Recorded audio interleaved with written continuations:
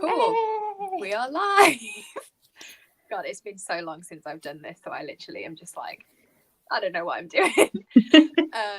But yeah, so this is the April. Was it our April book? Yes. Yes. Yeah. The April book club chat for the I Should Have Read That book club.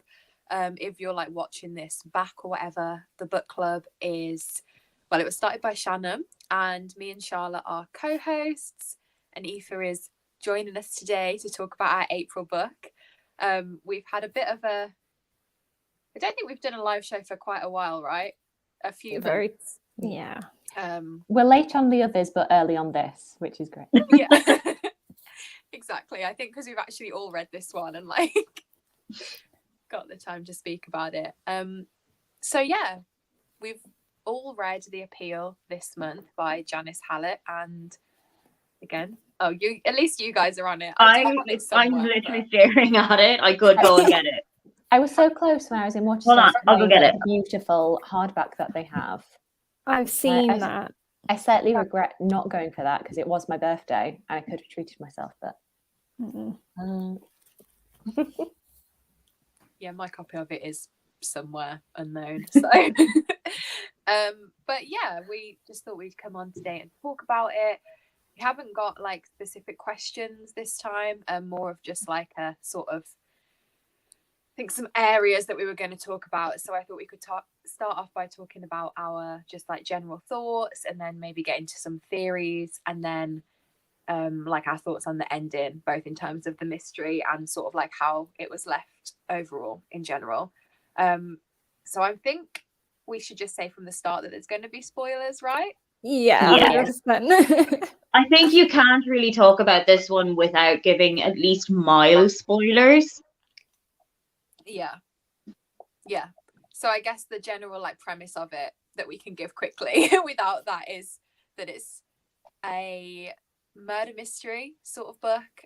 It's told all through emails predominantly, but also some like text messages and like that sort of mixed format. And at the beginning of the book, you meet two students who have been assigned this case and all of these emails by their professor, and you sort of have to join them in working out what's gone on. And at the beginning, you don't know who's being killed. You just know that someone has, and that it focuses predominantly around a I guess like drama. Is it musical theatre or just drama? I think it's a drama. Yeah, like a drama society, and also in the background of that there's a big appeal going on for one of the members' sick granddaughter, and I guess that's all we can really say non-spoilery. So yeah, from this point on there will be spoilers for anyone who hasn't read it. So yeah, shall we start off by talking just generally about what we thought of it? I don't know if anyone wants to go first. I feel like I spoke a lot already, so I'll let someone else go. Well, I felt very called out as a Musical Theatre Society member who is involved in a lot of email correspondence, and also as somebody who is now marketing lady in the committee. I am now feeling like extra cautious of not coming across, especially like the character of Izzy, of being like too eager and too like, I'll do the thing. And I was reading it and thinking, oh God, I have had emails that have exactly this tone. And like I say, especially Izzy is the character that stood out the most to me, because I know people who are like, I didn't get the part and I don't care about the part, but I'm going to do everything around the show anyway, so my face is there. And also, don't you know that I've learned all the script and I can do the accent perfectly, so if you need somebody, I'm the person. And I was just like, oh God, no. So yeah, I'm going to be extra cautious from now on of how I present myself on email. Another one of my friends has also read this, and I was discussing it with her as I was reading it like real time, and she messaged me. She was like, please tell me I'm not an Izzy. If I was an Izzy, would you tell me? And I was like, yes, I would tell you, but you're not an Izzy. I think we all know an Izzy though, and we all have like very Izzy type tendencies, especially if there's something that you kind of hyper fixate on, when you're having your little like hyper fixation on something, you get this moment of, okay, like Charlotte said, okay, I didn't get the part, but I'm gonna I will clean up after rehearsals, or I'll drop you to rehearsals, or we can run lines over our lunch break or whatever. But the entire time of reading it, I just felt so sorry for her, but not in a pitying her, not in like a poor you kind of a way, just more in a like, she seemed really misunderstood. And you could see in her heart that she had such pure intentions and that she had such good intentions. But I have a feeling she had been knocked back and knocked down by so many people in so many times and in so many scenarios and possibilities that you just couldn't help but feel sorry for her while you were reading it. I got to the point with her where I felt like she was just so lonely and she didn't have anyone. And that's the thing that concerned me. I was like, the reason why she's this like so annoying is because she doesn't have anyone or anything else to like sort her time out with, like deal with, like, what I mean. But there were times where it's just like, girl, it's crazy. I did at the beginning, it took me a while to get over the whole who emails this much. Yeah. Like I had to like physically get over that because it was bothering me at the beginning. I was like, people don't email each other like this. Like this isn't a thing people do. Well, I like as well how they called it out in a little way, that I think it was Sarah Jane emailing to Izzy, we are standing right beside each other. Do you really need to email this to me? So I thought that was just a bit sort of made it obviously the whole thing is a bit ridiculous in some ways anyway. And I think it's kind of meant to be like that, but it was kind of stopping me from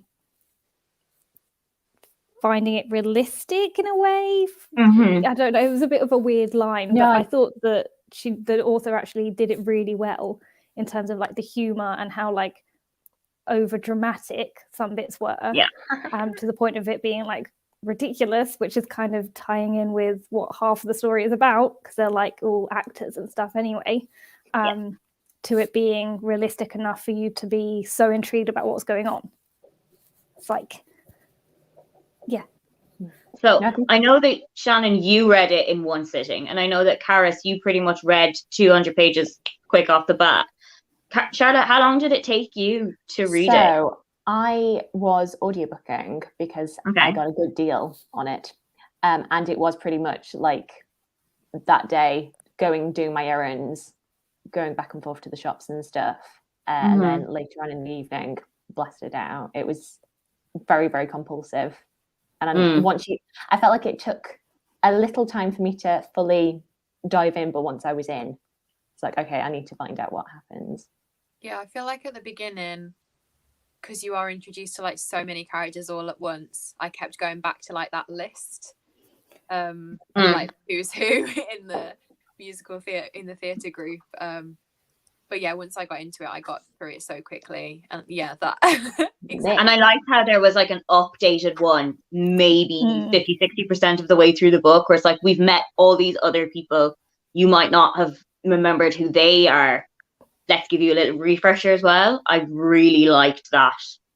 Yeah, definitely. I think the sort of compulsiveness that Charlotte was saying, like just wanting to keep reading, was the thing that like made me enjoy it so much. I do wonder if it wasn't like that, like if I would have, but then that's the whole point of it, isn't it? So you can't really say. Well, obviously one thing as well that like I thought made it so readable, obviously the format and the fact that on the cover it says 1 murder, 15 suspects, but the murder doesn't happen until, or you don't know about it until like right at the end. So all of this other stuff is happening, so like with the appeal and like the child that's sick and has got cancer and the drugs, and obviously straight away, because you know it's like a murder mystery, you're like, right, is any of this actually real? This is all lies, and you're like straight away on that, like trying to work out what's going on. So it's so you just want to know everything right from the beginning, which I think is really cool. Yeah. I wonder if it would have been as gripping or as unputdownable if it was written as a straight chapter 1, chapter 2, chapter 3 book, rather than a continuous stream of communication and email and all of that kind of thing. Because with that, you feel like, oh, I'll just read another one. Oh, I'll just read another one. Whereas with a chapter book, you're kind of just like, oh, I'll read one more before bed. Or like these email ones, you're just like, oh, I need to find out what the follow-up to this email is. So I kind of wonder if there was a little bit of a more compelling note to that one. And I don't know how the Twyford Code is written out. I don't know if it's also like this one written out as a communication stream, or similar. if it's chapters. I think it's similar, because I had a look on like people's reviews, because I do want to read it, because I think it's more like code related. I don't think it's like obviously exactly the same as this one, but I do think the formatting again is very different to what you'd get from a normal murder mystery. So in files and emails and a different format.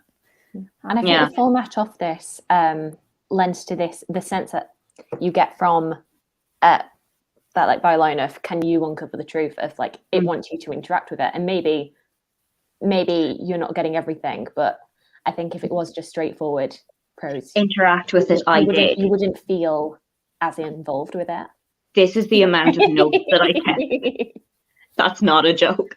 One of the friend that I mentioned earlier was like, keep note of everything that you find intriguing or that you think will pop up again. So I was like, okay, I'm writing down 8 post-it notes later. That's why I was so glad that Caris and Charlotte had read it before me, because it meant that while I was reading it in that day, I was just like messaging them and being like, right, I noticed this happened and this is a bit weird. This might come back like...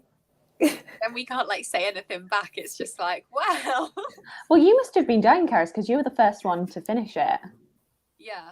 And you didn't have anyone to discuss it with. Yeah. Read it super soon. Like start of the month, that never happens. But yeah, I was just like waiting to hear what all of your theories and stuff were.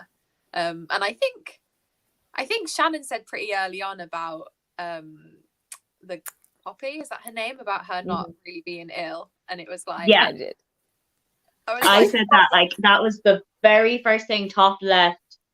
Poppy doesn't have cancer. It was the first thing that I wrote down. I don't even know what it was that I picked up on. I was just like, there's something not adding up here, that it didn't seem like she was genuinely ill. I think what made me go red flag was that her parents weren't as heavily involved in the financial, like the donations and the fundraising and all of that. I felt like if she really was sick, if she really did have this, wouldn't they be at least concerned about it? Wouldn't they mention it at least? Where it was all coming from Martin and Helen. I just thought it was very obvious from the beginning, this big thing is happening and this child is ill and we need all this money for drugs. I was like, this is bullshit. Like, no, like straight off the bat, not real. Do you know what it was that set me off? When she wasn't losing her hair after chemo. I think it was like the second time, and they were like, she's hitting all of her growth milestones. She's not losing her hair. And I know I've never been through chemotherapy, and I don't know anybody who has. But I do understand that hair loss is quite a common side effect to chemotherapy. So that was definitely something that I was like, See, I didn't clock it straight away. I think I'm just a very trusting individual or something. But it was when that was mentioned, I was like, I actually remember where I was in a charity shop and I was like down looking at the children's books, and they said, and they were talking about Poppy, and I was like, oh, how apt for him in the children's section. And then they said she's not losing her hair, and I went. But no, the whole way through, I think that I felt like whoever this doctor was, who was giving the treatment, I was like, they seem very shady, and I don't trust them. I think they're gonna end up losing money to this fraudulent doctor. But I didn't think for a while, oh, this whole thing is made up, until that moment. Yeah, there was there was a bit as well in the middle where I kind of thought, oh no, actually she has to be ill, because I don't remember what happened. Was it the kind of party benefit thing? Did they bring her Yeah, out I mean, for that? I can't remember. It got to a point where I thought the parents, the way they were acting, I was like, right, they don't seem like the kind of people that would be lying about their child being ill. Her parents, like her mum especially, seemed genuinely like concerned and worried. So I thought for a little while, I was like, oh, actually, maybe it's just that the money for the drugs is a lie. And she is ill, so, but like, did you think something that like they were paying the doctor, but she was embezzling it in some way or shape or form? I thought that there was like a line between obviously her, like the child and the parents, obviously because they're also close knit. I thought then above like the grandparents and the other family were trying to use her illness to get money, basically, and the parents had no idea that was happening. That's where I was at, like in the middle.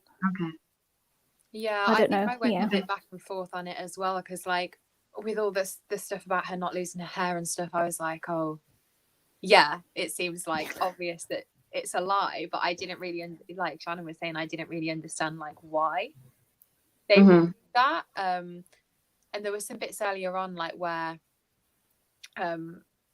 Sarah Jane had like said that lie about her going blind, and then in a later email the granddad like just dropped it into the email, and they just were so keen to play along with it, and that was sort of what made me be like, oh yeah, okay. But then there were little bits where I sort of like doubted that, and I was like, am I just like really horrible for thinking like, why would someone do that? Like, yeah, I thought that was really clever and like quite funny as well, the way she lied to the performer to get them to perform for that, so they could get money for Poppy, and then eventually it all gets like so out of hand, and like the child's going blind, and then it's just like, oh, and you can tell where it's going to look like from someone else's perspective that the parents are lying about it, but you've seen the other side of it, and it's a bit weird because you're seeing all sides of it, and other characters in the book are only seeing one side as well, which was interesting. So, did the three of you have any theories or conspiracies that like matched up? Mine was a very weird conspiracy. Basically, if I was a detective, my main thing would be this person doesn't exist. Like, they're not real, they don't exist. Because that was just like my go-to. Because I thought I'd cracked it at the end. I was like, Isabel doesn't exist, she's a made-up person. But then, did you suspect the real person who didn't exist? No. Neither did I.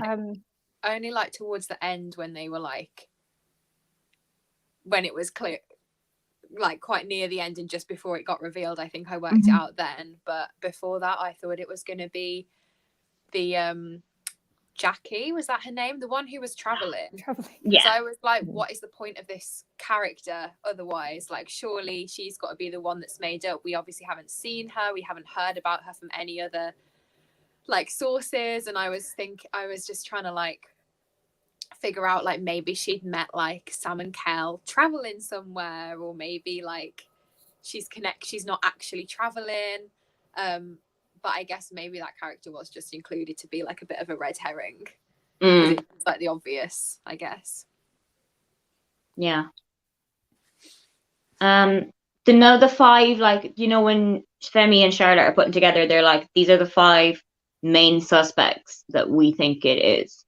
Did you like disagree with any of them or agree most firmly with any of them? Because I didn't see Kevin having done it at all. I don't know what it was, but there was never really a reason that Kevin and Sarah Jane stood out for me as a potential. I agree. I thought Sarah Jane was way too like, I want to help, and like, she seemed to care more than Poppy's mum. about the fact that this child was ill and they needed to raise money, but then at the same time you could tell it was like a power trip kind of thing, to show everyone, look how much I'm doing for you, because of like the one thing I didn't really pick up on, it was mentioned a lot at the end about like the, not the founding families, but you know, that, you know, you impress the big rich family in the town because they provide people with employment and this, that, and the other. I didn't really pick up on that until it was, like I said, it was mentioned at the end. But yeah, I liked Sarah, Jane, and Kevin. So I was the same. I was like, I can't see them doing it. And I kind of thought, if it is them, I'm going to be annoyed because it doesn't seem true to their character. Yeah. But did anyone guess who, for like the main reveals, did anyone guess who it was that died? Yes. Towards the end, well, I kind of thought it might have been Isabel just because she was such a big part of the storyline. But then towards the end, I kind of realized actually it makes more sense for it to be Sam. Yeah. So I think I sent a text to Karis that basically was like, Izzy is either going to kill or be killed quite early on. And it was just like her intensity. And I still came out to the book thinking, no, Izzy's still dodgy. And I know you've all said she's very sympathetic. And I'm like, don't care. I think she's murdered somebody on the sly, and the author's just not telling us. She's got that level of like drama kid intensity that I do not trust, but also I'm very familiar with. Like she does have a lot of intensity things, and it's definitely something that you can tell she's probably had or would benefit from therapy for. Yeah. That's probably the outcome of the blue book, that her therapist was like, I'd like you to note down what these things are that are happening to you, or things like that. But actually what I noted down is I think Isabel will end up stalking Sam. And I wasn't 100 miles away from that, I don't think. I mean, I think the bit where I got to the point with Isabel that I was like, you're crazy, and actually this could be dangerous, is when you find out she's the one that sent the email to the husband about the affair. Yeah. So and it was weird because obviously it makes you think that she murdered Sam because of the whole, you can't actually see Top's tiles from the balcony. That whole thing, I was like, what does it mean? Yeah, they focused on that a lot. But it was because of the email, so interesting. Yeah, I think I sort of assumed from the start that it was going to be Sam who was killed, because like that's how it starts, right? That's like how the first email is about her joining the community. So I was sort of pretty sure, and you never get her emails either, so I was sort of pretty sure just from that it was going to be her, or Kel, like it was going to be something really closely connected to her. And I think by the time we did know it was her, I also assumed that Isabel was going to be the person who was like locked up, but for the wrong reasons, because I was like, it seems too obvious that it's her, like everything's pointing towards her. So like in like a, you know, maybe I've just watched too many like murder mystery things. Never the one who's obvious, so I was like, she's going to be the one that's locked up for it. But I didn't figure out the actual ending. No, see, No, the one thing I do remember noticing quite early on was, it's nice that James is the only one that's nice to her. Is the main thing I thought about him. I was like, he's like, he seems to be genuine and care about her and see the things that maybe we did in her, about that, you know, she was lonely and she just needs some people to be friendly to her, you know. So that was my main thought about him throughout the whole thing. There was one really random thing I did notice quite early on that did end up being part of the story, I think, is during the first fundraiser, the big one, the ball that they have. There's some emails afterwards, and then like people are emailing, I forgot who it is now, like one of the friends.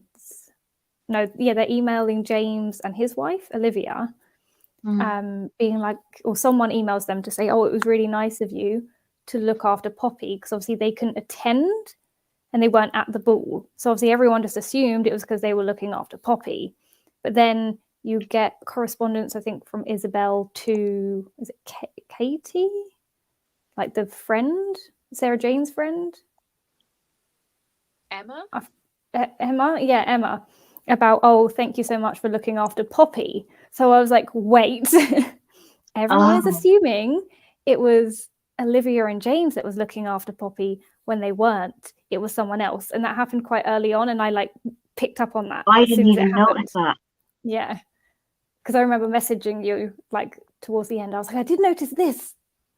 And it was relevant towards the end. So I was like, woohoo! But I didn't think it was James. I didn't think he had it in him. So.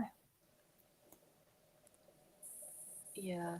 Did anyone have anything? Because I think we've talked a bit about the things that we sort of worked out, but did anyone have any like theories that were just like completely wrong? Well, mine being like, Isabel doesn't exist. Okay, yeah. That's a pretty good. Yeah. I feel like I did have a couple, but I'd need to like read through again and be like, yeah, this was why. I thought the granddad was so shady. Yeah. Yeah. His name, but I think it's just because he's got that like dad vibe in terms of when he communicates with people. He's incredibly awkward, and I think I took that as just being shady the entire time. Yeah. Oh, and then go on. Carry on. Sorry. I was just gonna say what my like theory that I got completely wrong was. I was like convinced when we started finding out about the grandma and sort of it was like hinting towards like her having had another child, that well, it was sort of setting up that this child had died. I was like, they didn't die. Like, it's going to be one of these other characters, is going to be her long lost child, and like maybe she's like killed Sam because she knows about it, and maybe like Kel's the long lost child, and that's why they've come back to this town, and like it was not right. But that's a good theory though. Yeah, I was convinced, and then I got to the end and I was like, oh, okay, no, the child is dead. I think that's one thing obviously we haven't really touched on, that was one of my, it's weird to say favorite parts of the storyline, but the whole Helen reveal, and that she's evil and likes to poison and try to kill her children, but only the women. Unless, because I swear, when I read it, it sounded as though, oh no, because she had a son. Yeah, this child was a son, but I think it was like there was some reason why like only one of her other two children like experienced it or something. Yeah, I do remember, because obviously, because James their son? Yeah, because because obviously she tried to poison or kill her daughter, and then that's why the whole thing with Poppy, they were worried she was going to do it with Poppy. So I was a bit like, why is it only the women? Completely forgetting she'd already like killed a previous son. So, drums. But I thought that was a very fun out of nowhere reveal. Yeah, the bit with the in the review, and it was like her accent is like almost natural. And it's like, oh, it is. And then what was I going to say? There was something else. Yeah, because we don't hear from her at all. So you paint this picture in your head of Helen for everyone else, and everyone else loves her as well, which I thought was interesting. So you get no sense of like her kind of character, and then suddenly at the end it's revealed like, oh, actually she's evil. Did you guys find it interesting that you don't see Sam's emails or any correspondence from her until way later into the book? or did that even influence you on thinking like, I think Sam is the one here that was murdered? I think I didn't think about it too much. I don't know why. Mhm. But I think it did add again to this aspect of she's the new person Mhm. that's joined the group and we're not meant to know a lot about her. I think it helped add to that sort of like mysterious aspect. Yeah. Because again, she was very like meddling, and at times I was a bit like, who am I meant to believe in this situation? This new person that's come in and accusing all these people of all these crazy things. Mhm. Or is it true because she's an outsider and she's got a fresh perspective? So it was confusing. Yeah. Yeah, I didn't really register that she hadn't had any of her own correspondence, any of her own words. I think just because you're being hit so quickly with so many other emails from loads of different people that you're just kind of keeping your brain engaged enough to kind of, for me at least, to kind of push out any of those kind of questions. Yeah. Like, wonder why. But I did start before we started our chat. I went back and listened to the first like half hour, and that's when I noticed, like Kiara says, that Sam is the first person that is mentioned, and I was like, oh, planting seeds. Okay. I never picked up on that. Neither did I. Would I you do be think it would be a interested good in reread rereading? one. Yeah, that's what I was thinking.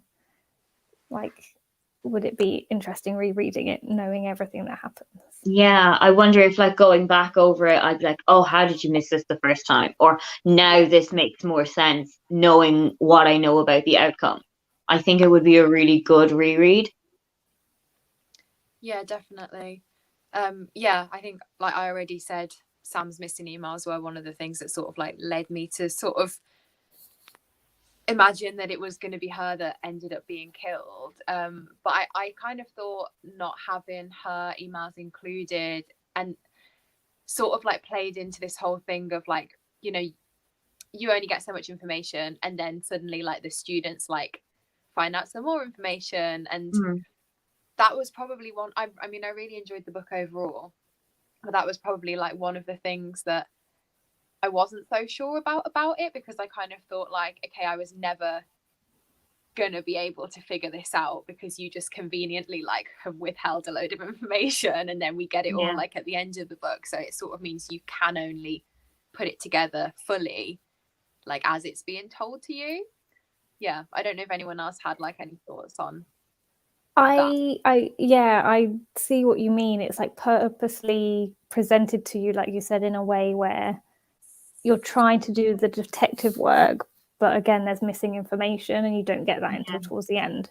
I also found it a bit weird, the sudden shift at the end where it went from all of the files and information in the story to the two students and the professor with the discussion points trying to like sort everything out, because I think that made it a bit more confusing for me, because you were also then getting their opinions on what had happened, which obviously it's not correct, because there's thinking and there's quite a lot of scenarios they give you, and it's a bit like, this is so much information for my brain to like take in, to try and like sift through it all. And I think that's why at the end I was like, right, I just need to get to the end because I know it's going to tell me at some point what's happened.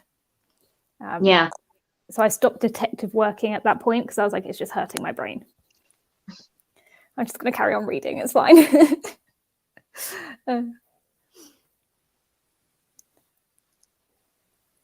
And also, obviously, you said about the end, because I really liked it up until a certain point, and then it kind of felt open-ended.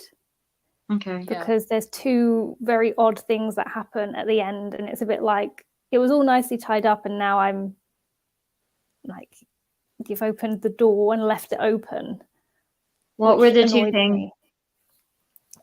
So that kind of information or email you get that suggests that Sam isn't dead.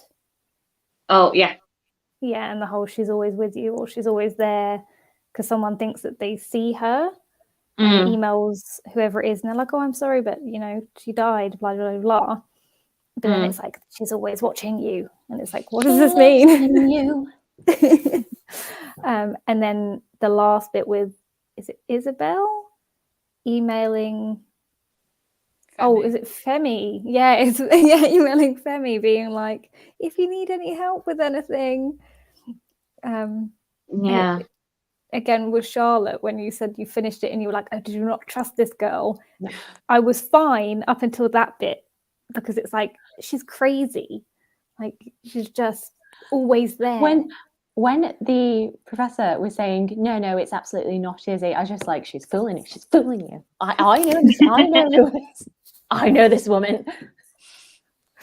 And that's what, because it was like a definite 4-star read for me until those last bits. And I kind of felt like it was an easy cop out of the whole, I've just written this really kind of intricate but crazy, all over the place murder mystery, giving you the answers, but then also then left a door open. I hate that. Yeah. I'm just like, why are you doing that? But I had to give it 4 stars anyway, so yeah. But would you guys be interested in reading the other one, the Twyford Code? See, I've not heard as good things about the Twyford Code.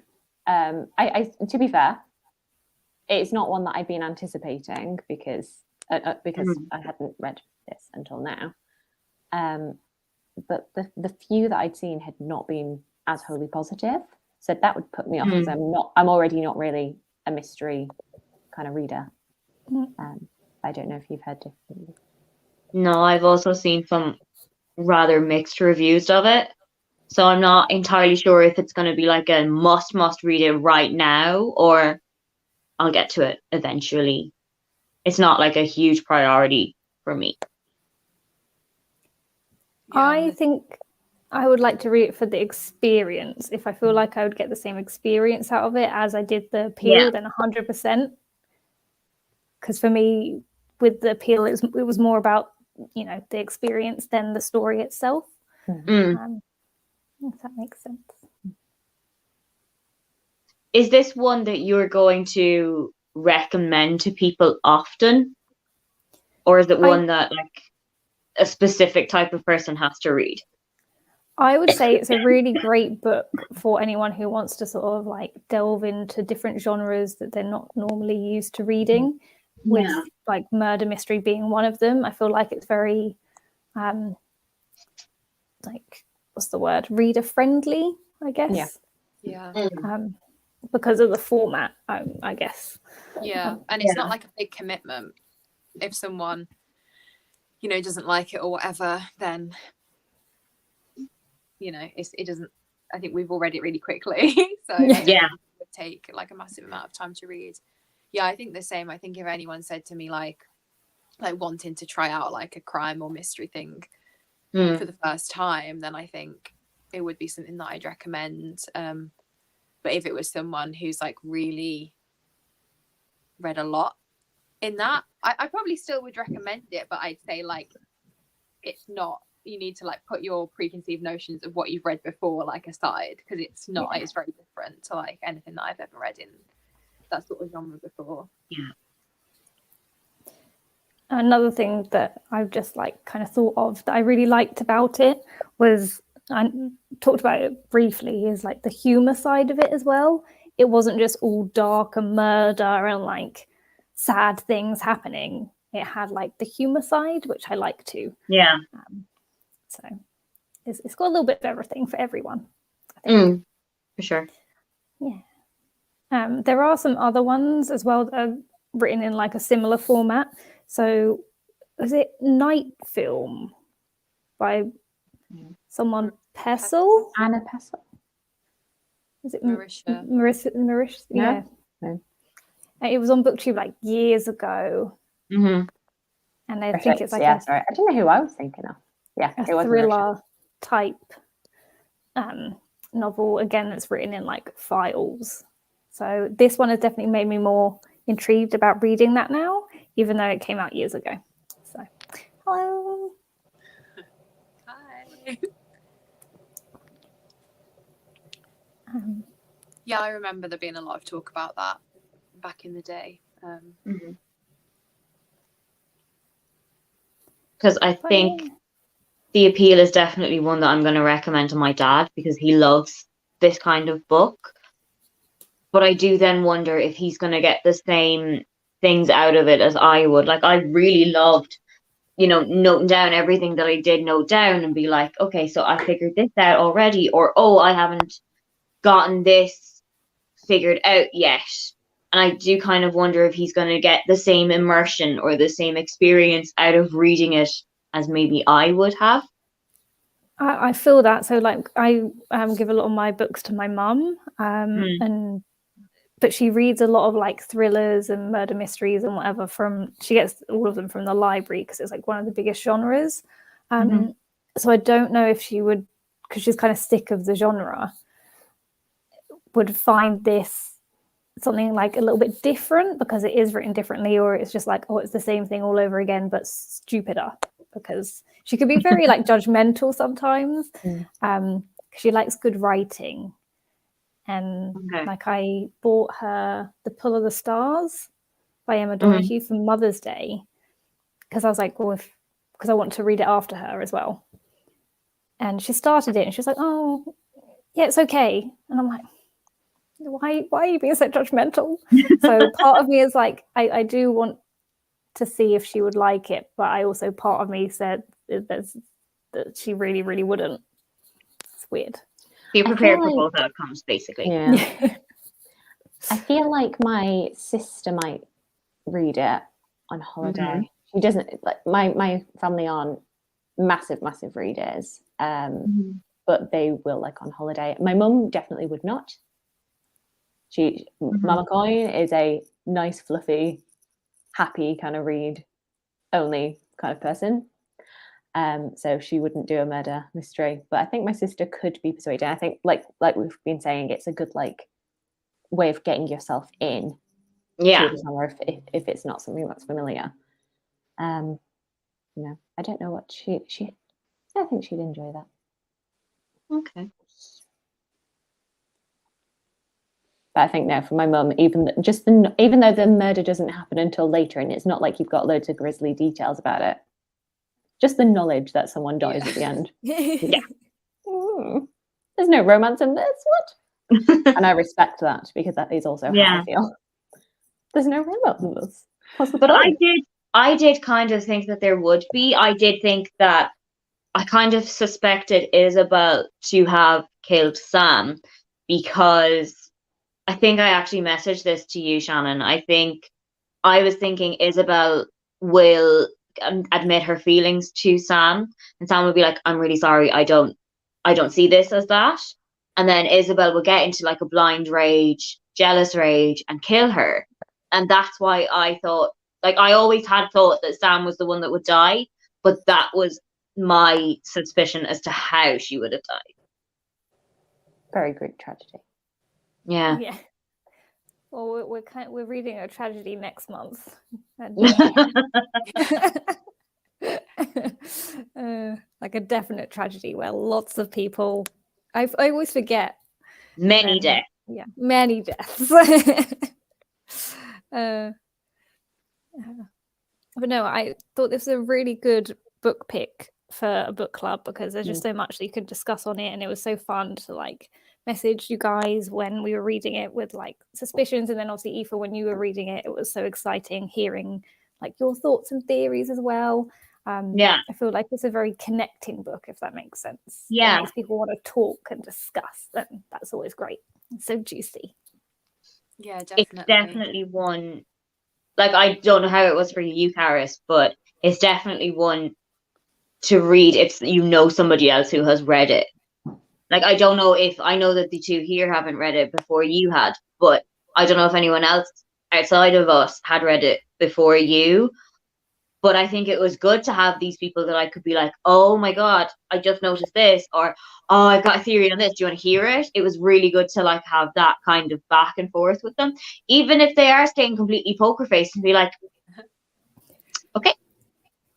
Yeah, definitely. I think because I didn't have anyone to like send anything to when I was reading it, but there were definitely times like when I first like started picking up on a few things that I was kind of like, oh, I wish like we'd have planned it better so we were all reading it at like the same time, or we'd have done it as like a proper buddy read with like where you do like, you know, 50 pages, 100 pages at a time or whatever, and then talk about it. But I was like, by that point I was already into it, so I was like, no. It's definitely a very good buddy read, kind of fun. Yeah, I feel like it would be a good and a bad buddy read, because I feel like you can't really cut it down into the after 100 pages we'll check in, after 20 pages we'll check in, because you just want to check in with everything. It's the kind of one where you'd have to just be like, we'll let it flow. I can also be really weird about, and this is why when it comes to not related, but things like Marvel films, I don't like watching like theory videos. So I don't think I would like doing it as a buddy read, because as soon as I heard someone else's theory, I feel like it would ruin, because then I would see it the way they're seeing it, if that makes sense. Which is a bit weird. I think that's why I said to you, because you said that there was a theory that you had some way through it. And even though that did turn out to be completely off course, I was just like, don't tell me yet. I'll tell you when I finish the book and you can tell me then, but don't tell me it right now, because I didn't want that to color how I was going to be finishing the book. See, I love a theory video, so that would still work for me. Bit in my reading blog. I like them, but after I've read the book. So there's a lot of podcasts that I listen to that will discuss the book, and I have a lot of them saved on my Spotify for when I have the book read, but I won't go anywhere near it until I've got the book read or have DNF'd it or whatever. And I'm like, I know what happens. I don't need your thoughts to interfere with how I'm going to react to the book. In like, I already know what's happening. You can like, they might influence it now, but it's not going to influence what I'm reading. Yeah, you get what I mean. The same thing. Yeah. Weird. Ooh, did anyone else have anything that they wanted to talk about that we haven't covered yet? There was something I thought of, but it's gone. Oh, just that Has my voice recovered? After I finished reading it as well, there was someone on my Instagram stories that I've never really interacted with before who was also reading it. So I obviously like I messaged them and I was like, I finished it in one day yesterday. Like, feel free to like message me with any like theories or stuff. So even when you finish it and you see someone else that's reading it like around the same time, I was like, oh, you can message me if you want to. And they did, and it was really nice, because then now I've made like another like book to net friend. Oh, cute. So, they were like, see, this book really does bring people together. This just happened. Yeah, it was really cute. Did anyone else think that like every group project back in college, Femi was doing the Trojan work here and Charlotte was just turning up for the grade?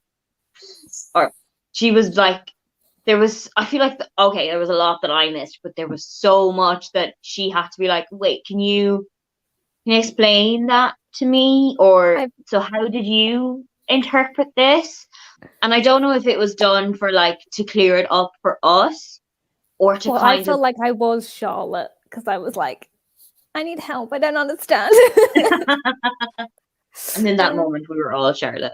But like I feel like Femi was really kind of carrying her through the group project, because she was the one who had like all of the theories, and I felt like she was the one who kind of cracked it before. Like she was probably here and Charlotte was probably like way back here thinking about it. Yeah. All I can say is I was a Charlotte, just being like, can you explain? That is fair. Like there was definitely one of them that I was just like, no, I'm really glad that you've explained that to me, because I did not get this. I did not understand it. Yeah, there was definitely a bit like that. I can't remember what it was though, but I feel like even when I read it back, I was like, even when I read the explanation, I was like, what? Yeah. I can't remember what it was now. But I don't really feel like I paid that much attention to the two of them, to be honest. Yeah, I think it's good that you were able to like pick out the differences between the two, because I think it would be really easy for Janice Hallett to just be like, these are stand-ins for the audience, and maybe one of them is going to pick up on one thing and then the other will interlate it. But by doing it that way, so that one of them's always a bit behind, it can help the audience, but at the same time it's like a consistency in the little bit of character that we see from them. I quite like that, actually. And also, I know that, Charlotte, you did a video probably like as part of Vlogmas that you were like, these are all of the literary or fictional Charlottes, and these are my opinions of them. So let's get your opinions here.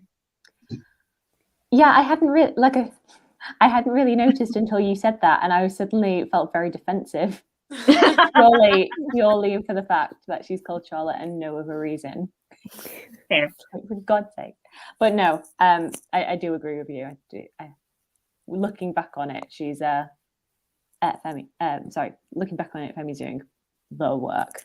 Yeah. Well, I think again it's helpful because then it means you can split the audience in two: the people that need a little bit more explanation, and maybe the people that are clever enough to have worked a lot out.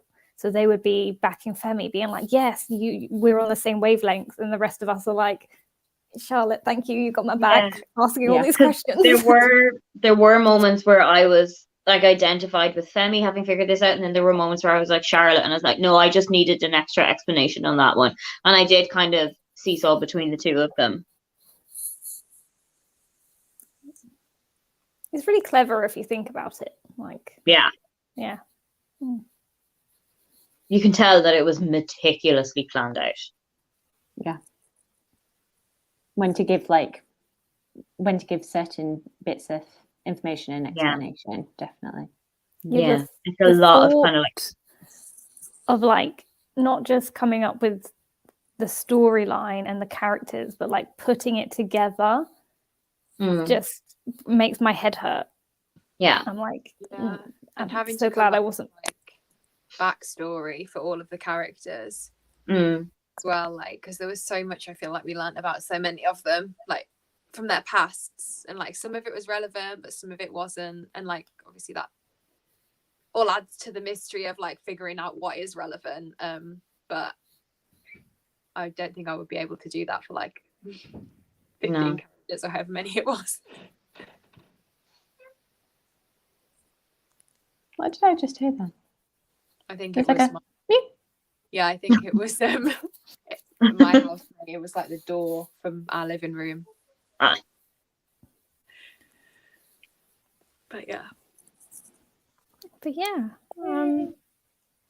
a very good, a very, very good book pick, I think. It's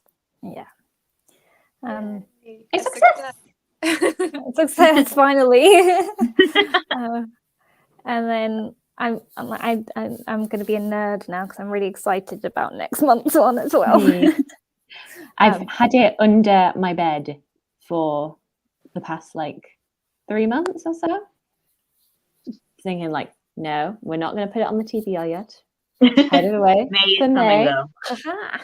I think I might listen to an audio or find like a performance of it to watch, because I read it at uni and I feel like I just don't engage with Shakespeare very well. If I like just reading it, I really struggle with it, so I think I'm gonna it was never intended to be read, really. No, it was intended to be performed.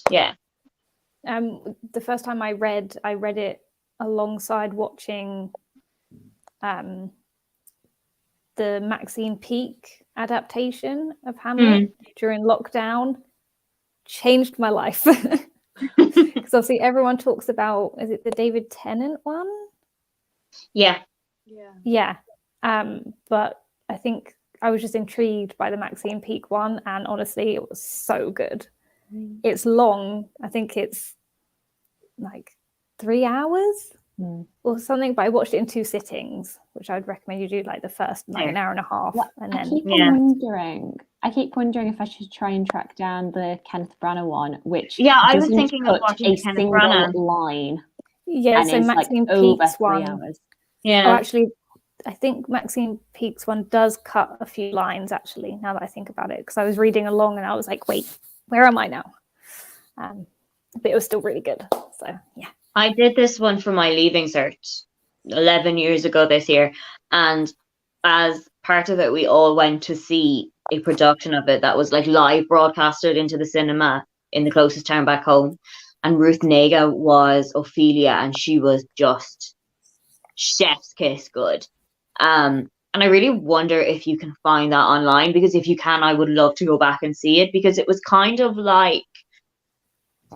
similar to Baz Luhrmann's Romeo and Juliet in that it was modern settings, modern technology, all of that, but Shakespearean dialogue.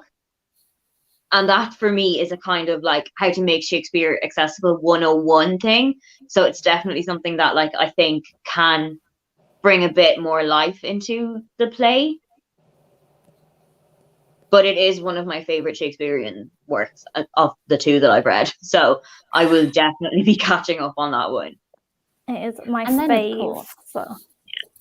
Then, of course, there is The Lion King. Yeah, I was just going to say, you can also just watch The Lion King. I recently had to teach somebody that The Lion King was based on Hamlet, and they didn't believe me. And then when I explained it, they were like, "Oh yeah, no." I was like, "I thought this was common knowledge." I know it was when I did that video and I did some research and I didn't realize, and I was like, "Oh, like movies you didn't realize were based on books or something," and just did a little bit of research, and then I was like. But in the video, I pretended like I knew. But when I was like, oh my God, as soon as The Lion King came up, I didn't even need to see what it was. And I just sat there and I was like, that makes so much sense. That's like when I was reading Emma at uni and I was about like a third of the way in or something. And I was like, oh my God, this is like literally like Clueless, and I thought I was like a genius, and I was like the only, and then I googled it and I was like, oh okay, like see, I read Emma because I found out that it was that Clueless was obviously a very loose adaptation. It made me I'd only ever seen Pride and Prejudice, and then suddenly I was like, okay, well I must read Emma then. It's not that loose though. The adaptation isn't that loose. It's not very loose. No, I read Emma and like watched Clueless immediately afterwards, and there are so many bits that are like directly like small bits. And I was like, it's very well done. Yeah. It took me a really long time to realize that Bridget Jones's Diary is a very, very loose reimagining of Pride and Prejudice, even with Mark Darcy as his name. Completely went over my head. I just love that they managed to get Colin Firth for it. I know. It's just a dream. That's so clever. I don't think we've even mentioned that next month we are reading Hamlet. Yeah. Did we actually say that at any point? Probably not. But yeah, next month is Hamlet, and then June is going to be Women's Prize themed, as it is the month that they're announcing the winner. So I think we're going to put a poll of all the books that have been announced as the shortlist today on social media for people to choose whichever one, and we'll read whichever one gets voted on. Charlotte is already ahead because she's already read 4 of them, so easy reading. Thing is, I'm not going to lie to you. I would be very happy to not have to read the sentence, because I just don't care about the sentence. It's the only one from that shortlist that I'm like, no. And I don't know how much of that is driven by the fact that it's in hardback and is not going to be in paperback until December. I think a large part of it is that. I read the synopsis today and I can see why, because part of me is intrigued by it, but at the same time I'm like, this isn't what I'm into. But Sorrow and Bliss will be getting to thrillery? my house tomorrow, so I'm looking forward to that. I know, I pre-ordered it, I forgot. Nice. So, yay. Well, thank you all, lovely, lovely people, as well. And thank you for having me. Thank you for letting me gate crash. I've had a wonderful time. Thank you for adding your lovely thoughts and opinions and things to our discussion. Yay. Cool. Well, I will end the broadcast, but yeah, thank you again for joining me. Thank you to anyone who's watched it back. We'd love to hear anyone's thoughts about it. And I will put our social medias for the book club in the description if anyone is interested in joining along with any of the future ones. And there'll be updates and stuff on there as well. Cool. Okay. Bye. Bye.